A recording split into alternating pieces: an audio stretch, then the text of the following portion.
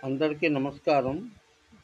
మన దేశం, మన క్రికెటరు, మన హ్మ్, ఆహ్, దేశం, మన క్రికెటు అన్న శీర్షిక మీద శ్రీ గుండప్ప విశ్వనాథ్ గారిని పరిచయం చేస్తున్నాము. ఈయన కర్ణాటక నుంచి మొట్టమొదటిగా ఆడారు. తర్వాత ఇంటర్నేషనల్ క్రికెట్ కూడా భారతదేశం తరఫున ఆడారు.